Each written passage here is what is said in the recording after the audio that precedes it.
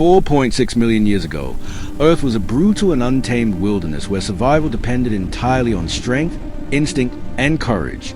Endless grasslands stretched beneath burning skies, while thick jungles had creatures that could kill within seconds.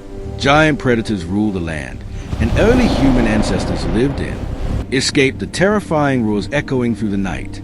Every sunrise was uncertain because danger existed everywhere. Packs of saber-toothed cats stalked silently through tall grass, while enormous hyenas fought over carcasses left behind by larger hunters. Rivers were filled with crocodiles large enough to drag entire animals. Underwater, during this dangerous age, one small tribe struggled more than most.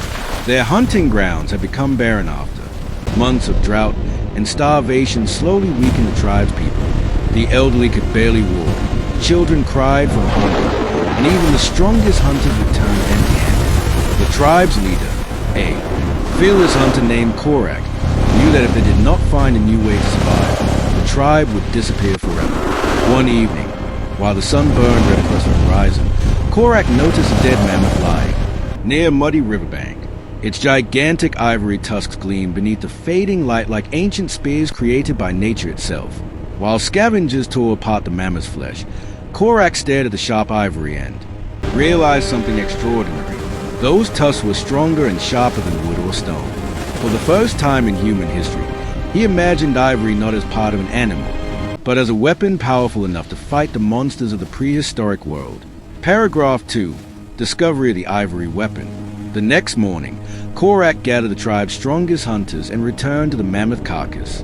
Before sunrise, thick fog covered the valley, and the smell of death filled the cold air.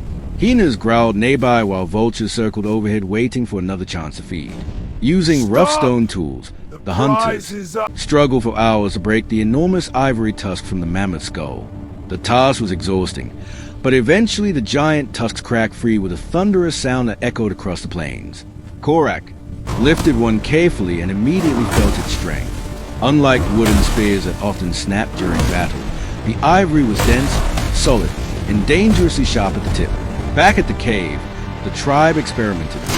The tusks, they sharpened the edges using jagged stones and tied smaller ivory fragments onto wooden handles with animal sinew. The result was unlike anything they had ever created before. The weapons were heavier, stronger, and capable of piercing thick animal hides. Soon the hunters began practicing near the riverbanks, stabbing trees and large bones to test the ivory blades. Their confidence slowly returned. For the first time in many seasons, the tribe believed they might survive the deadly wilderness surrounding them. Days later, that belief was tested when a massive saber-toothed predator attacked during a hunting expedition. The beast exploded from tall grass with terrifying speed, knocking one hunter to the ground. In the past, such an attack would have meant certain death. But Korak charged forward carrying a sharp ivory spear. As the predator leaped again, Korak drove the ivory weapon deep into its chest. The giant cat roared in agony before collapsing into the date. Silence filled the valley.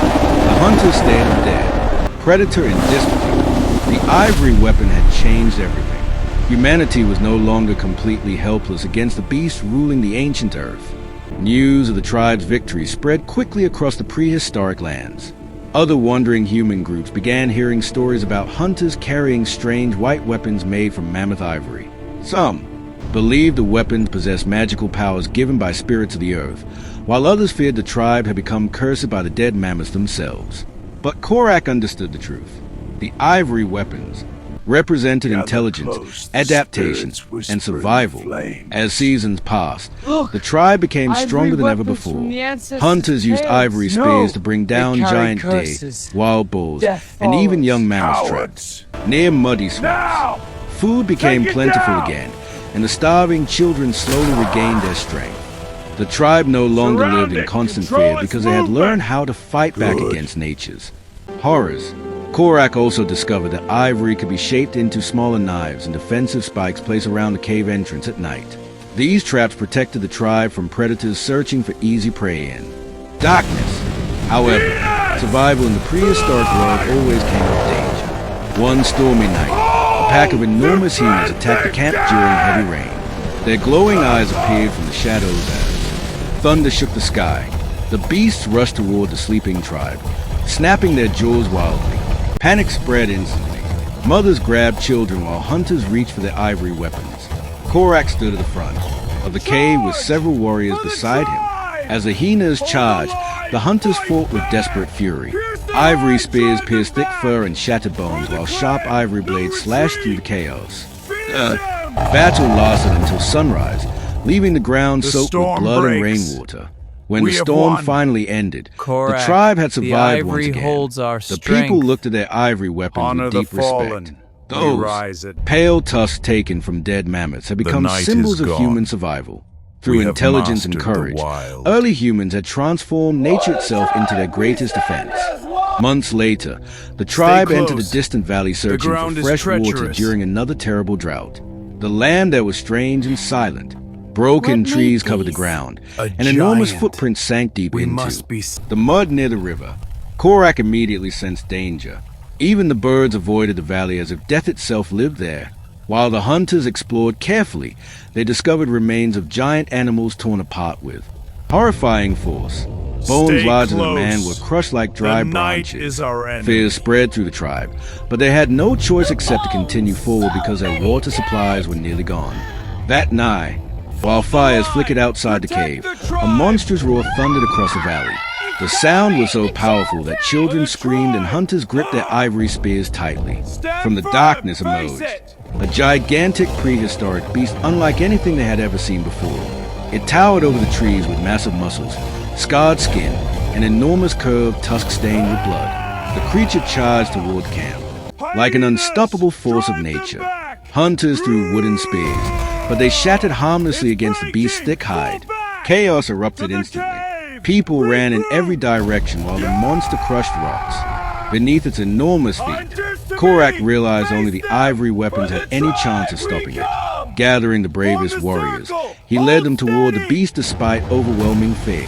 The hunters surrounded the creature, striking its legs and sides with sharpened ivory blades.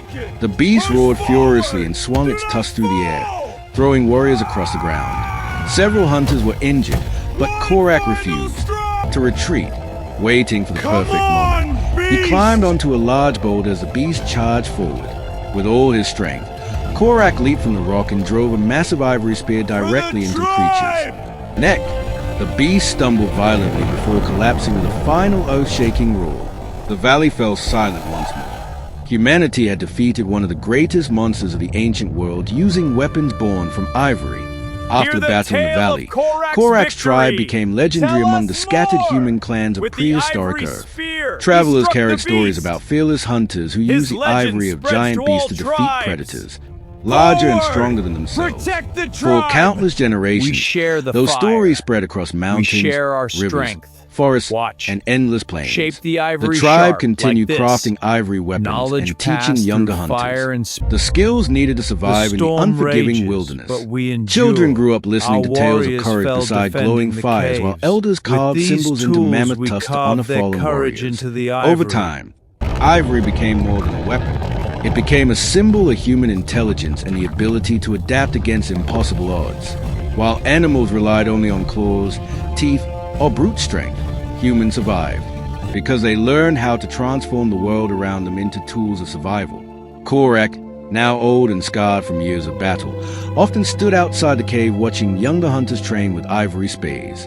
Beneath the setting sun, he understood that humanity's greatest strength was never physical power alone. It was creativity, unity, and determination. One evening, as red light covered the plains, Korak places first. Ivory spear inside the cave beside ancient paintings of mammoths and hunters. The weapon was worn and cracked from countless battles, yet it represented the beginning of something far greater than one tribe's survival. It marked the moment early humans stopped hiding from the prehistoric world and began fighting back against it. Millions of years later, humanity would build cities, civilizations, and powerful technologies beyond imagination. But deep in humanity's ancient past, survival once depended on a simple discovery beside a dead mammoth near a muddy riverbank. Ivory had become more than bone. It had become the weapon that helped humanity endure one of the most dangerous ages in Earth's history.